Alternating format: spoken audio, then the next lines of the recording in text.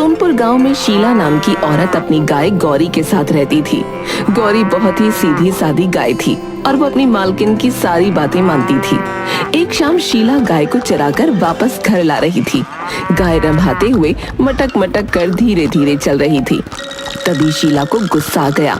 वो गाय को डंडा मारते हुए बोली, चल रही गैया, जल्दी घर चल। खाने में तो कोई कंजूसी नहीं करती, चलने में इतनी कंजूसी क्यों करती है? जल्दी चल, अभी कितने सारे काम निपट जाते मेरे। इतना पेट भर लिया, अब चलना दुश्वार हो गया है तेरा। अब घर पहुंचकर शीला गौरी को उसके खूंटे से बांधकर घर के काम करने चली जाती है।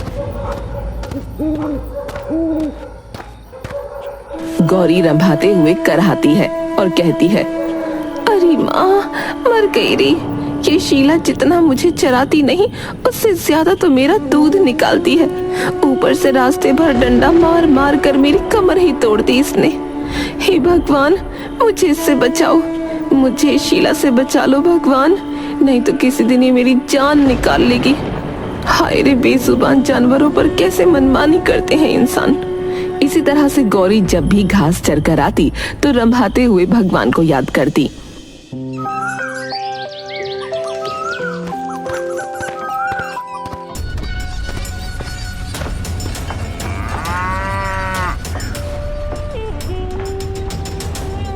ले खा ले गौरी, खा ले।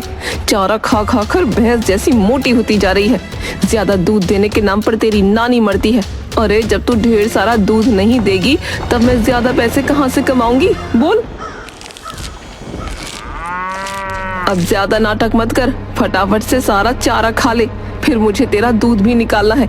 और मेरी बात ध्यान से सुन, देख बगल के घर में जो गाय है ना, वो पूरा 10 लीटर दूध देती है और तू बस 14 लीटर। इतना हरा घास खिला रही हूँ, दूसरी गायों से तगड़ी है तू। कम से कम 20 लीटर दूध देना चाहिए तुझे। कुछ तो इज्जत कर मेरी।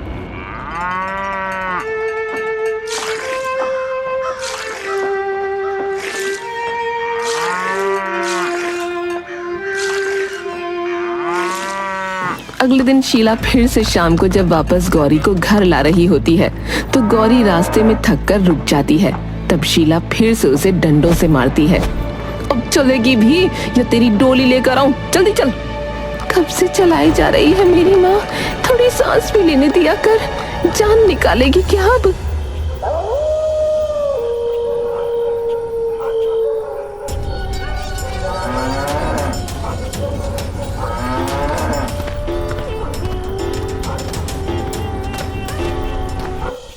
घर पहुंचकर गौरी दर्द में फिर से रंभाते हुए भगवान को याद करती है। ओए, हे भगवान, मुझे शीला से बचाओ। इस लालची औरत को बस दूध चाहिए, मेरी सेहत का तो बिल्कुल ख्याल नहीं इसको। सुन रहे हो ना प्रभु, रक्षा करो, मेरी रक्षा करो।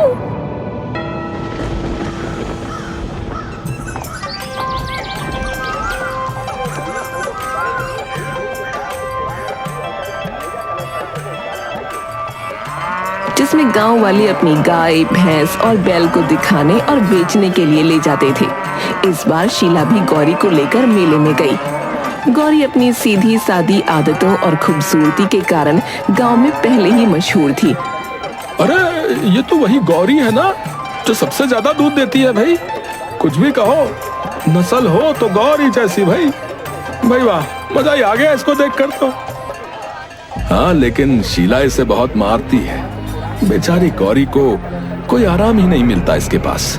अरे चुप रहो, मेरी गाय है, मैं उसके साथ जो चाहे करूं। तुम लोग कौन होते हो बोलने वाले? बस हम तो यही कह रहे थे कि जानवरों को भी प्यार से रखना चाहिए भाई। देखो तो कितनी मासूम लग रही गौरी है। मेरी गौरी जितना खाती है उतना दूध भी देगी। अब चुपचाप निकलो यहाँ से, नहीं तो मुझे जानवरों के साथ साथ तुम जैसों का इलाज भी अच्छे से आता है। गौरी चुपचाप ये सुन रही थी। उसे महसूस हुआ कि लोग उसकी हालत पर तरस खा रही हैं। जब मेला खत्म हुआ तो शीला उसे घर वापस लाने लगी। रास्ते में गौरी धीमे चल रही थी और शीला को गुस्सा आ गया। चल रही गैया, तेरे नखरे अब मैं बर्दाश्त नहीं करूंगी। अगर तू ज्यादा दूध नहीं देगी तो बेच दूंगी तुझे। अरे क्या बोल रही है शीला, मैं इसको अपना सारा दूध एक बार में ही दे देती हूँ, ऊपर से ये मुझे बेचने का सोच रही है। हे भगवान, क्या करूँ?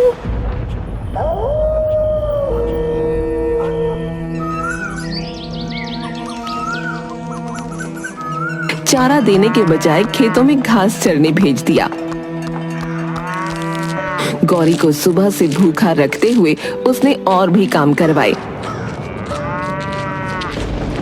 पहले खेत में हल चलाने का काम,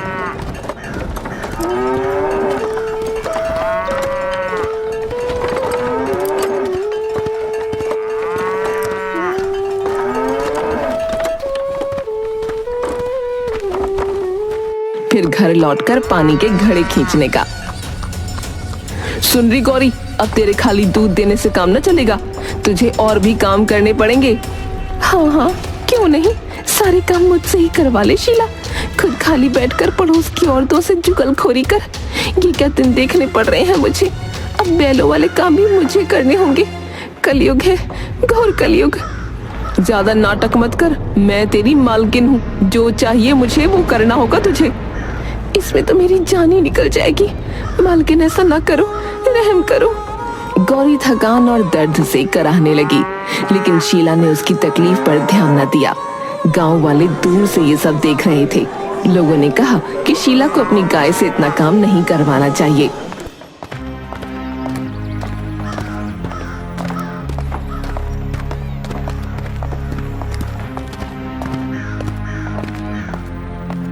शीला, ये क्या कर रहे हो भाई? गाय तो दूध देने के लिए होती है, ना कि सारे काम करने के लिए। बैलों के काम है। अगर इतना ही लालच है तो एक बैल खरीद लो। ये मेरी गाय है, तुम लोग अपने काम से काम रखो। लेकिन भगवान भी जानवरों की सेवा करने को कहते हैं। अगर तू ऐसा करेगी तो तुझे सजा मिलेगी। भगवान ने मुझे गाय दी है तो वो मेरे काम आएगी। तुम लोग ज्यादा भाषणबाजी मत करो यहाँ। अगर इतना बुरा लग रहा है तो इसके हिस्से का काम तुम लोग कर दो ना। इतना कहते हुए वो लोग वहां से निकल गए।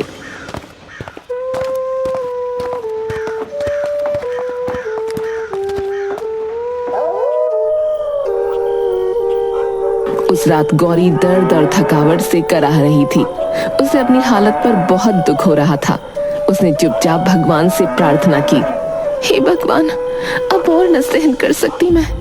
इस औरत ने मेरी जिंदगी नरक बना दी है। मैं मेहनत करती हूँ फिर भी मुझे मार खानी पड़ती है। हे भगवान, मेरी मदद करो ना, मुझे इससे बचा लो ना। थोड़ी देर बाद गौरी रंभाते रंभाते चुप हो गई। उसकी आंखों से आंसू गिरने लगे। गौरी की प्रार्थना में सच्चाई थी। वो अब खुद को बेबस महसूस कर रही थी। अब स्वर्ग में कमल पर बैठे ब्रह्मदेव तक गौरी की आवाज जाती है। तो ब्रह्मदेव सोचते हुए बोले, ये गाय प्रत्येक दिन मुझे बहुत ही भक्ति भाव से और निस्वार्थ होकर याद करती है। अब मुझे इसे दर्शन देने ही चाहिए। ऐसा सोचकर ब्रह्मदेव स्वर्गलोक से गौरी के पास प्रकट हुए और गौरी से बोले, मैं तुम्हारे भक्ति भाव से बहुत प्रसन्न हूँ गौरी। बताओ, तुम मुझे प्रतिदिन ऐसे ध्यान क्यों करती हो? तुम्हारे मन में जो भी कामना है मुझे उसे बताओ, मैं उसे अवश्य ही पूरा करूंगा। अरे, ये कौन आ गया भगवान बनकर? ये भगवान तो नहीं हो सकते। ये जरूर उस शीला की ही कोई चाल है जो भगवान बनकर मुझे ठगना चाहती है। अरे, क्या सोच रही हो गौरी? मांगो, क्या मांगना चाहती हो? मैं सोच रही हूँ प्रभु, मैं आप जैसी नहीं हूँ। मैं गाय हूँ, लेकिन मैं मूर्ख नहीं हूँ। मुझे समझ आता है भगवान में और उस शीला में फर्क। मैं उतनी मूर्ख नहीं हूँ जितना वो शीला समझती है मुझे। गौरी की बात सुनकर ब्रह्मदेव हंसने लगे। अब मैं तुम्हें कैसे विश्वास दिलाऊं कि मैं ही भगवान हूँ? अगर आप सच में भगवान हैं तो बताइए, सभी जानवरों की रक्षा करने के लिए उनके पास नुकीले पंजे होते हैं। मेरे पंजे कहाँ हैं? तुम्हारे नुकीले पंजे मेरे पास है गौरी, ये देखो। अब ब्रह्मदेव अपने हाथ में नुकीले पंजे प्रकट करते हैं। कि देख गौरी आश्चर्यचकित हो जाती है और तब उसे यकीन होता है कि ये सचमुच भगवान ही है, शीला नहीं। मेरे पंजे आपके पास है प्रभु, मतलब आप सचमुच भगवान हो? हाँ गौरी। तो एक बात बताइए प्रभु। क्या गौरी? वो शीला तो मुझे मूर्ख समझती है, तो क्या आप भी मुझे मूर्ख समझते हो? अरे नहीं नहीं, तुम तो गौ माता हो गौरी। जानवरों में सर्वश्रेष्ठ हो तुम, इसलिए सारे इंसान तुमको गौ माता कहते हैं। गौरी ने भगवान के मुंह से ये सुना तो वो बहुत खुश हो गई। उसके बाद वो भगवान से बोली, प्रभु मुझे अब इस धरती पर नहीं रहना, यहाँ शीला मुझे डंडे से मारती है, कृपा करके मुझे भी अपने साथ स्वर्ग ले चलें प्रभु। मैं तुम्हारी भक्ति से बहुत प्रसन्न हूँ गौ माता, चलो स्वर्ग चलते हैं। अब ब्रह्मदेव धरती से गायब होकर गौरी के साथ स्वर्ग में प्रकट हो जाते हैं। स्वर्ग पहुंचकर गौरी बहुत खुश हो जाती है और खुशी में वो भगवान से बोलती है, भगवान आप तो मुझे सच में स्वर्ग ले आए और मैं यहाँ खूब मजे से रहूंगी। हाँ गौ माता, अब तुम यहाँ मजे से रहो। इतना कहकर भगवान गायब हो गए। अब स्वर्ग में गौरी खूब मजे से रहने लगी। वो पूरा दिन स्वर्ग में घूमती रहती और उसे जब भी भूख लगती तो वो स्वर्ग के हरे भरे बाग में जाकर मजे से हरी भरी घास खाती। एक दिन गौरी घास खाते खाते इंद्रदेव के बाग में चली गई। तभी वहाँ सुरक्षा कर रहे पहरेदार ने उसे देखकर कहा, अरे ये गाय यहाँ कैसे आ गई? किसकी गाय है ये? वहाँ पर किसी और को न पाकर वो पहरेदार गौरी से पूछता है, अरे गाय, तुमको नहीं पता क्या? ये इंद्रदेव का प्रिय बाग है। यहाँ किसी भी बाहरी जानवर का आना सख्त मना है। अरे मुझे नहीं पता था भाई कि इंद्रदेव का बाग है। मैंने तो यहाँ हरी हरी घास देखी तो वही खाने यहाँ चली आई। इस गाय ने तो पूरा बागान खराब कर दिया। चलो अब इंद्रदेव से चलकर माफी मांग लो, वरना वो तुम्हें बहुत भयानक सजा देंगे।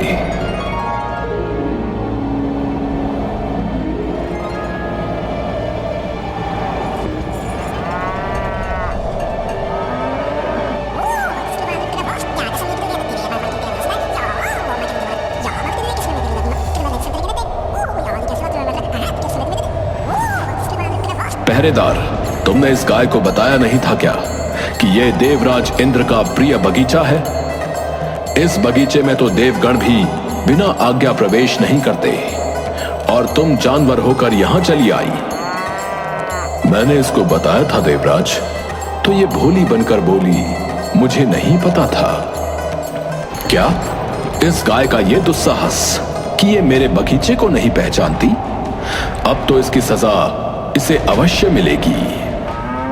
प्रभु मुझे सच में नहीं पता था कि वो आपका बाग है। इंद्रदेव को ऐसा लगता है जैसे गाय झूठ बोल रही है, लेकिन तभी अचानक उनके मन में एक विचार आता है और वो सभा में बैठे हुए हर एक देवता से पूछते हैं कि ये गाय किसकी है, लेकिन सब मना कर देते हैं कि उनमें से किसी ने इस गाय को पहले कभी नहीं देखा। अब इंद्रदेव गाय से पूछते हैं, अच्छा ये बताओ गाय, तुम कहां से आई हो? कहीं कोई मायावी राक्षस तो नहीं? जल्दी बताओ। प्रभु मैं तो धरती पर रहती हूँ, मुझे यहाँ खुद भगवान लेकर आए हैं। यहाँ का भगवान मैं ही हूँ, लेकिन मैं तुमको यहाँ लेकर नहीं आया, तो कौन लेकर आया है तुम्हें? इस बात पर गौरी चुप होकर थोड़ी देर सोचती है। उसके बाद वो ब्रह्मदेव का नाम लेती है। ये सुनकर वहाँ मौजूद सारे देवता हंसने लगते हैं और इंद्रदेव गुस्से में गौरी से कहती है, गाय, तुम अपना झूठ छुपाने के लिए ब्रह्मदेव का नाम ले रही हो। अब तो तुमको इसकी सजा मिलकर रहेगी। इंद्रदेव गौरी को सजा देने के लिए जैसे ही आगे बढ़ते हैं, गौरी ये देखकर रंभाते हुए भगवान को याद करने लगती है। जब सजा सुनी तो देखो कैसे रंभा रही है, जैसे यहां तुझे कोई बचाने आएगा। अब सजा पाने को तैयार हो जा। बचाइए भगवान, मेरी रक्षा कीजिए भगवान। अब गौरी की आवाज सुनकर ब्रह्मदेव इंद्रलोक में प्रकट हुए। उनको देखकर वहां उपस्थित सारे देवी देवता नतमस्तक हो गए। तब ब्रह्मदेव ने इंद्रदेव से कहा, देवराज इंद्र, ये मेरी गाय है और मैंने ही इसको यहाँ स्वर्ग लोक में रहने की आज्ञा दी है। क्षमा करिए ब्रह्मदेव, मुझे ज्ञात नहीं था कि ये गौमाता आपकी है। अब इंद्रदेव गौरी और ब्रह्मदेव से क्षमा मांगते हैं। उसके बाद ब्रह्मदेव गौरी को इंद्रदेव के बाग में घास चरने को मना कर देते हैं गौरी ब्रह्मदेव की बात मानकर दूसरे बाग में चढ़ने चली जाती है। आज तो मैं बाल बाल बच गई। अगर भगवान समय पर आकर मेरी रक्षा नहीं करते तो आज तो मैं न जाने किस संकट में फंस जाती। लेकिन देवराज भी मेरा तनिक विश्वास नहीं कर रहे थे। भला मैं क्यों झूठ बोलने लगी। और गौरी को स्वर्ग में अकेला महसूस होने लगा। वो पूरे दिन घास खाती और अकेले बैठी रहती। एक दिन ब्रह्मदेव गाय के हालचाल लेने उसके पास प्रकट हुए। अरे गौ माता, क्या हुआ? इतनी मायूस क्यों बैठी हो? यहाँ स्वर्ग में तुम्हें अच्छा नहीं लग रहा क्या? भगवान, मैं यहाँ अकेला महसूस कर रही हूँ। मुझे यहाँ बात करने वाला कोई नहीं मिलता। तो तुम क्या चाहती हो गौ माता? भगवान, मुझे मेरे दोस्तों की याद आ रही है। ठीक है, तो मैं तुम्हारे दोस्तों को भी यहाँ ले आता हूँ। क्या ऐसा सच में हो सकता है भगवान? हाँ गौ माता।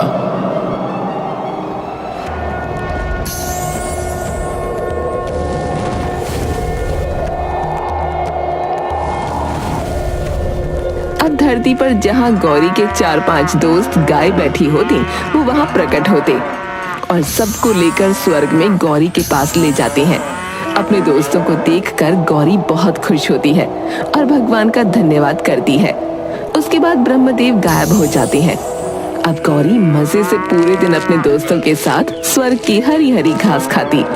देखा तुमने, कितना मजा आ रहा है स्वर्ग में। और यहाँ तो कोई हमारा दूध भी नहीं निकालता। सही कहा तुमने गौरी, स्वर्ग तो सच में स्वर्ग है। बस हरी हरी घास खाओ, मजे से पूरा दिन घूमो। गौरी के दिन अब मजे से कट रहे थे। एक दिन घास खाने के बाद सारी गायें एक जगह बैठकर जोर जोर से रंभाते हुए गाना गाने लगी, जिससे स्वर्ग में ध्यान में बैठे हुए ब्रह्मदेव को ध्यान लगाने में मुश्किल होने लगी। वो तुरंत गौरी के पास प्रकट हुए। गौ माता, तुम सब मिलकर ये क्या कर रही हो? कृपया ये चीखना चिल्लाना बंद करो। इससे स्वर्ग की शांति में बाधा पहुंच रही है। अरे भगवान, हम सब तो बस गाना गा रहे थे। इसमें भला किसी को कैसी बाधा हो सकती है? नहीं, तुम सब गाना बंद करो। भगवान की ये बात सुनकर सारी गायें खड़ी हो जाती हैं, लेकिन गौरी भगवान से बहस करने लगती है। देखो गौ माता, अगर तुम सबको स्वर्ग में रहना है तो शांति से रहना पड़ेगा। नहीं भगवान, अगर हमको यहाँ चुप होकर रहना पड़ेगा तो हमें नहीं रहना यहाँ। हमें अपनी धरती पर ही भेज दो। कम से कम हमें वहाँ बोलने की आजादी तो मिलेगी। स्वर्ग में गूंगा बनकर नहीं रहना हमें। ठीक है, तो मैं तुम सबको अभी धरती पर छोड़ आता हूँ।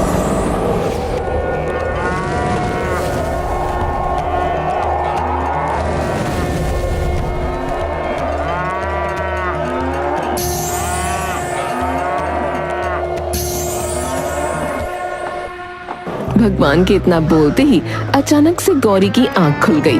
तब उसने देखा शीला उसे डंडे से मारकर नींद से उठा रही है। तब गौरी को पता चला कि वो सपना देख रही थी। अच्छा हुआ ये सपना था, बिना बोले मैं नहीं रह सकती। खैर, सपने में ही सही, स्वर्ग के दर्शन तो हो ही गए। और दूध देना तो मेरा फर्ज है। अगर दूध नहीं निकलेगा तो मेरा पेट वैसे ही खराब हो जाएगा। और जितना मैं ड्रामा करती थी उतनी जोर से भी नहीं मारती मेरी शीला। और बेचारी पूरा दिन मेरी सेवा में भी तो लगी रहती है। ना बाबा ना, मैं तो किसी के बुलाने से भी ना जाऊं, यही अच्छी हूँ। हाँ। अब शीला गौरी को जंगल में चराने ले जाती है। वहाँ घास चढ़ते चढ़ते गौरी अपने दोस्तों के साथ जोर जोर से रंभाते हुए गाना गाती है और खूब खुश होती है कि उसको यहाँ गाते हुए कोई रोकने टोकने वाला भी नहीं है।